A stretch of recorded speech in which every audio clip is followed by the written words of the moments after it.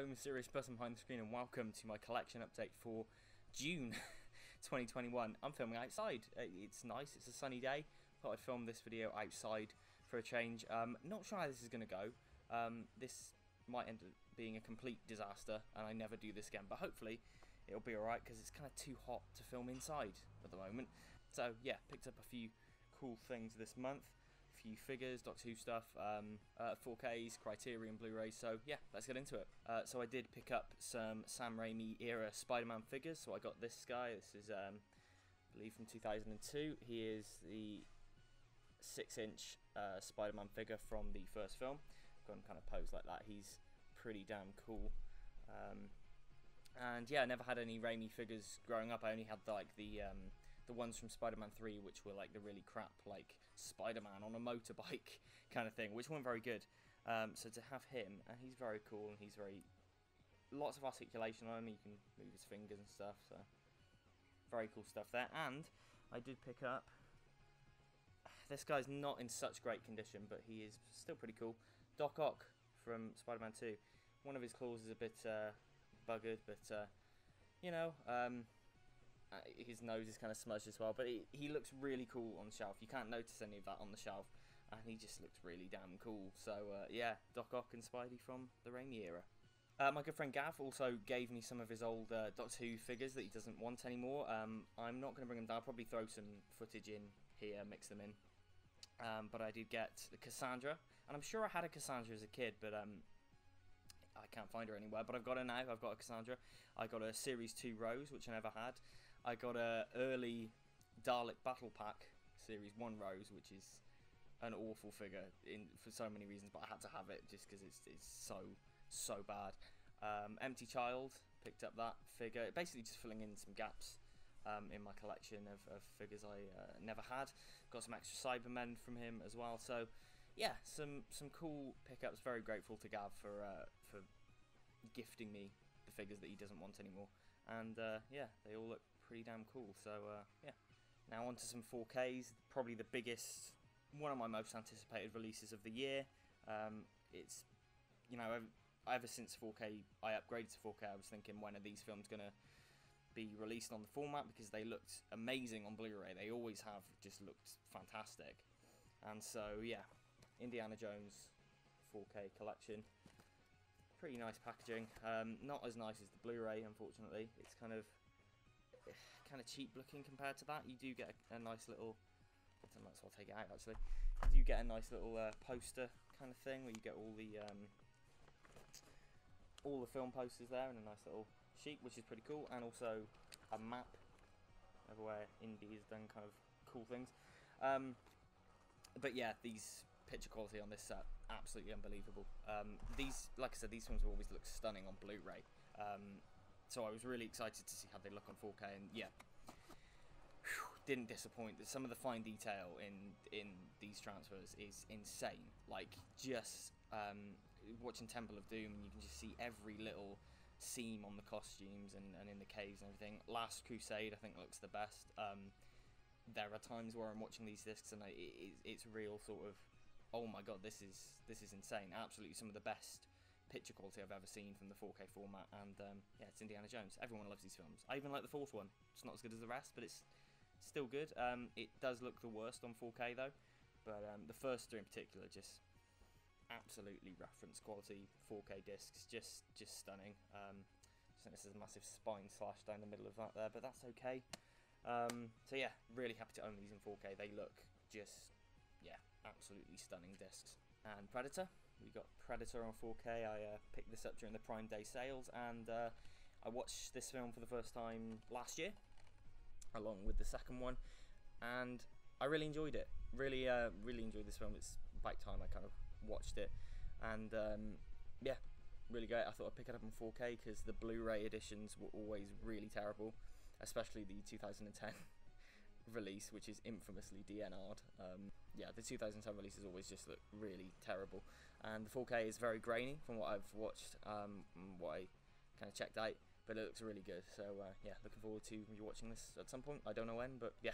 Another one from the Prime Day sales, we got It's a Wonderful Life on 4K, Frank Capra's classic Christmas film. Feels weird to be talking about a Christmas film in this boiling heat, and I'm not sure how this is going to show on the camera because it is a very glossy slipcase, very nice slipcase, but very glossy. I'm not going to take the case out because the one problem I have with this is it's really, really tight, and you can't. It's just about okay getting out, but getting it back in later on is just a nightmare. So, but yeah, great film. I first saw it for the first time a few years ago. I parodied it in my Christmas video last year, which is still fun. I enjoyed doing that. But yeah, great film. Looks pretty good on 4K from what I've checked out. Obviously, I'll get the most enjoyment out of this around Christmas time. This will probably get stowed away until then. But funnily enough, I don't actually think... Obviously, it's a big, iconic Christmas film with the Merry Christmas, Bedford Falls, all that at the end. But the bulk of the film is just a kind of really engaging drama. And I think the Christmas element only kind of comes into play with the second... with kind of the third act. So, but yeah, it's a great film. Everyone loves It's a Wonderful Life. If you've not seen it, watch it. Watch it at Christmas time because it's great. And yeah, I'm not sure this doesn't include the colour version, but that's fine. It's a black and white film. I've always preferred to watch it in black and white, not the colour version. So yeah, It's a Wonderful Life on 4K. And finally, some Criterion Collection Blu-rays. It's been ages since I picked up any Criterion Collections or Arrow Video, or indeed any boutique Blu-ray labels. It's been ages since I picked them up, but they had loads on the Prime Day sale, so I thought, why not? I'll pick these up. Continuing my Wes Anderson collection with the Life Aquatic with Steve Zissou, and yep, I haven't watched any of these yet, so this is all blind buys to me, but I enjoyed the Wes Anderson films I've watched, so that's Rushmore, Moonrise Kingdom, and Fantastic Mr. Fox. Really like all three of those films, so I'm sure I'm going to enjoy this. Very nice release, as you'd expect from Criterion, and yeah, kind of building up that Wes Anderson collection. I cannot wait for the French Dispatch in cinemas later this year. It's going to be so good. So yeah, another Wes Anderson film with the Royal Tenenbaums. Another really nice bit of artwork there. And again, inside, Criterion Collection is growing slowly. You know, I don't pick up loads of Criterions, but when I do, it's films that I know I'm going to enjoy, and in the case of Wes Anderson, I know I'm going to enjoy his films. So yeah, the Royal Tenenbaums and the Life Aquatic, and this big beast of a box set, which I've been meaning to get for such a long time. These films sound like they're right up my street. Everyone always tells me how good they are, what masterpieces all three of them are. Criterion box set, I'm of course talking about the Before Trilogy by Richard Linklater. So Before Sunrise, Before Sunset, and Before Midnight. Really lovely box set. So I've not seen these, so I'm very much looking forward to getting into them. Each one comes with its own kind of very nice sleeve featuring very cool artwork. So if you don't know what these films are, they are all set 10 years apart, I believe. And it's a 3-part romance, essentially.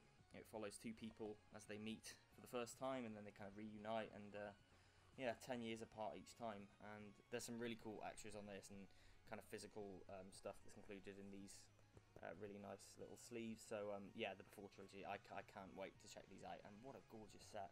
How stunning is that? Definitely one of Criterion's best, and yeah, hopefully I enjoy them. I think I will. But yeah, the Before Trilogy. And last but not least, I did pick up Season 24 of Doctor Who on Blu-ray. I did an unboxing of it. You can go check it out.